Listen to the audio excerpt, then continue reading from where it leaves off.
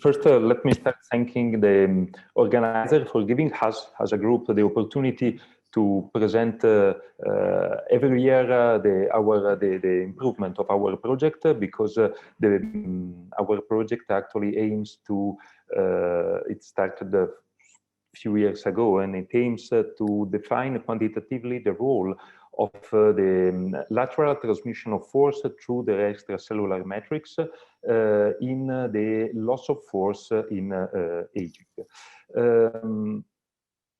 Okay. Okay, sorry. So, of course, the loss of muscle mass and force associated with aging has a very strong impact on the society, because it's related to the functional impairment, loss of independence in elderly, and it is recognized as an independent factor of risk in the mortality of the elder people.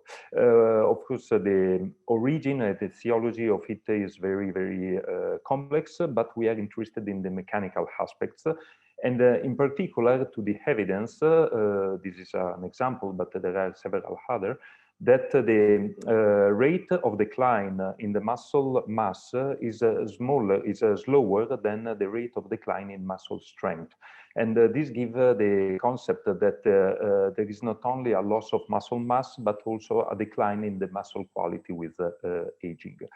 Also, the decline in the muscle quality is has this disproportionate loss of force, has several origins, but we are interested in the potential aspects that the lateral force transmission may have in this in explaining this disproportionate loss of force. The lateral force transmission, the lateral force transmitted, of course, through the extracellular matrix. You have seen how complex it is, so allow me to refer to this structure and to all its components just as extracellular matrix. And what is interesting for us is that despite it has a very complex structure and it arrived to the macroscopic level, it has also a very fine ultrastructure, and it links also single fibers in the muscle, which give us the possibility to at least have an idea or estimate its mechanical properties from small samples, small biopsies from humans of small bundles made of only of a few fibers. And of course, there are more and more interested in these aspects, starting from this nice evidence from the liver group, where single fiber and a group of single fibers, but just kept together without the connective tissue, show almost similar modulus, so passive modulus, while the fiber bundle, when they are connected also from the extracellular matrix, show a much higher modulus, which means that the mechanical role, of course, we are focusing only on the mechanical aspects of the extracellular matrix, has at least the same order of magnitude of the mechanical properties are at least in the same order of magnitude as the muscle fibers for the passive element. Okay, the mechanical part of the lateral, the mechanical aspect evidence of the lateral force transmission is made. I want to introduce here just two very historical experimental evidence of the lateral force transmission, because I will call it back in the second part of the presentation when we will show the the theoretical part. The first one has been made by Hoeing in 98 in the rat ADL. He cut the second, third, and fourth head muscle from the distal tendon, leaving at the end only the fifth head, which represents less than 50% of the muscle mass. And he's shown that the decrease in force, cutting one after the other the heads, the decrease in the total force were much less than the decrease in the muscle mass. related to the heads, up to less than 20% when only the fifth heads was connected, which clearly shown that even the cutted heads were able to contract, generate force, and transmit it to the distal tendon thanks to the extracellular matrix.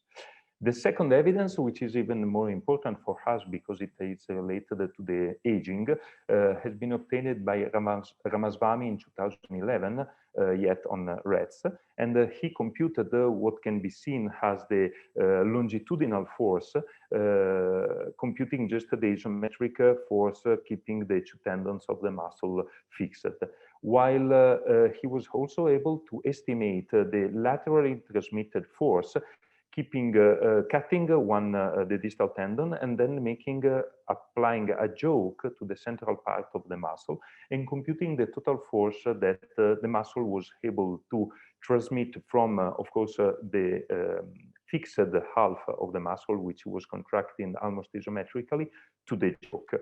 And he's shown that in the young rats, the ratio between lateral and the longitudinal force were actually almost one, not exactly one as we see, but the ability of the muscle to transmit laterally the force was almost fixed. While in old and very old, even more in the very old rats, the lateral transmission was lower and lower, so the ratio becomes lower and lower. Okay, so we arrive to our scientific question. We wanted to estimate how much, if and how much the variation in lateral force transmission through the ACM have an important or not a role in the loss of force production with age. And we want to do it in humans, which of course we cannot do it at the macroscopic level. So our approach is to answer this question using a finite element analysis based on experimental characterization of the active and passive forces in human muscle fibers and bundles, as I said, at the microscopic level. So what we did, and I already shown, so I will be very short here, our result in the previous years in this conference. First, we defined the parameters able to characterize the active force, producing a finite element model of a single fibers and using the classical three-element Hills model. Then we analyzed, or better, we fitted the experimental data on the single fiber, skinned the single fiber, moved into a activating solution, and where we applied the classical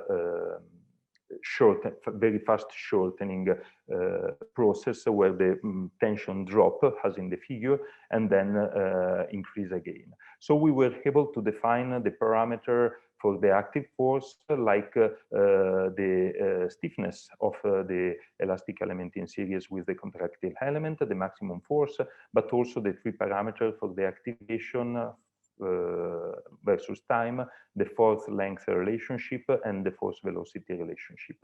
At that time, the approximation for the passive elastic element were not as good as we did later, because in our second approach we analyzed the passive force, but both for the fiber and for the bundle in young and in the institutionalized elderly subjects, human, of course. So what we did was to elongate step by step both the fiber and the bundle, and to analyze after the relaxation, waiting for the relaxation time, the total passive force. Then, as other groups, we confirmed that analyzing the nominal stress versus the sarcomere length, the bundle were able to generate a much higher passive force than the fiber, so giving an idea of how much the extracellular matrix were contributing to the passive mechanical properties. And also that in the elderly, the increase respect to the fibers were much higher than the increase in the young. However, and another evidence that we made in the same paper was that the extracellular amount was increasing as discussed even before, with the age. And we analyzed how much it was increasing, and this gives us the possibility to define, to separate the extrinsic properties of the extracellular matrix from the intrinsic one, in the sense that analyzing the relationship between, or better saying, analyzing only the tension sustained by the extracellular matrix, but not on the cross-sectional area, but only on the amount of cross-sectional area which were occupied by the extracellular matrix, more in the elderly than in the younger. We observed that the difference between with age were actually almost negligible. This is only in our, of course, data made on 8 subjects, so more experiment must be made. But in this sense, we shown that the extracellular matrix intrinsic properties probably is not so affected by the aging. And this leads us all the data for defining the finite element approach that we had in mind. So first, I show you here the geometry of our bundle made by 7 fibers. The fibers has a cross-sectional area hexagonal, which give us the possibility to carefully control the amount of extracellular matrix between the fiber. Of course, it is a simplification, but as you see, and as you have seen also in the cross-section, in the cryo-section shown before, it is not so far from the physiological behavior. Then our model actually resembled the same specimen that we were analyzing in our setup. So the total length is about 1 millimeter. And also the cross-sectional area were with an equivalent diameter of 270 microns, similarly to what we observed experimentally. Okay, the constitutive properties were defined only on the experimental data that I shown you before. In particular, the extracellular matrix is assumed, a very simplified approach, of course, has an hyperelastic model with an initial shear modulus of 270 kilopascal.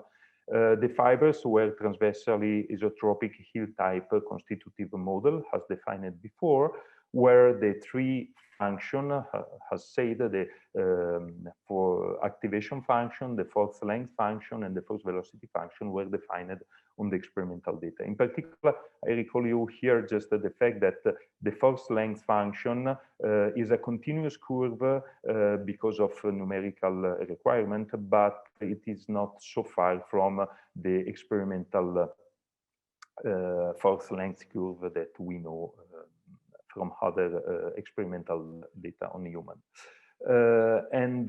Finally, the last part, which is important to note, is the interaction interface between fibers and ACM.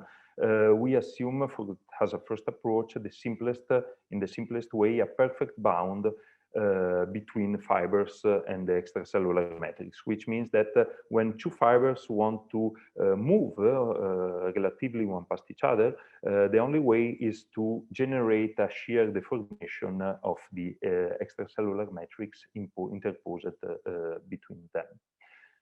Okay, this is our model, and now we try to apply it, mimicking at a smaller scale, of course, the 2 experimental data that I shown you before. The first one is the case where only the head fiber is connected to the tendon, so there is a loss of 45% of relative mass, and we mimicked it, allowing 4 of the 7 fibers, so with a decrease of 43%, or with the only remaining 43% of the cross-sectional area of the cross-sectional area. So only 3 fibers were able to stay in isometric condition, while the other 4 were able to contract, of course, pulling or giving this shear deformation to the extracellular matrix. You see here the undeformed shape and where it arrived at the isometric, not isometric, but at the steady state conditions.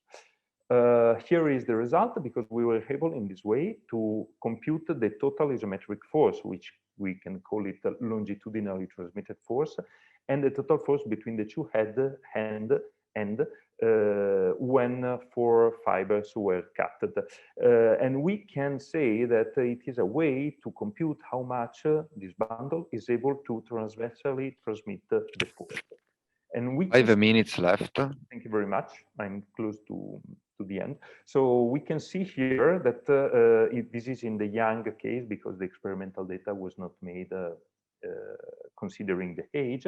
We can see that in our case, the total for drop in force is in the numerical bundle about 5%, which is not far from the total drop in the rat muscle. Of course, they are two very different situations, geometries, dimension, and also one is rat and the other is human. So we didn't want to go to fitting this value. We didn't do any effort to fitting this value, but we can say at least that our model suggested that the deformation of the extracellular matrix is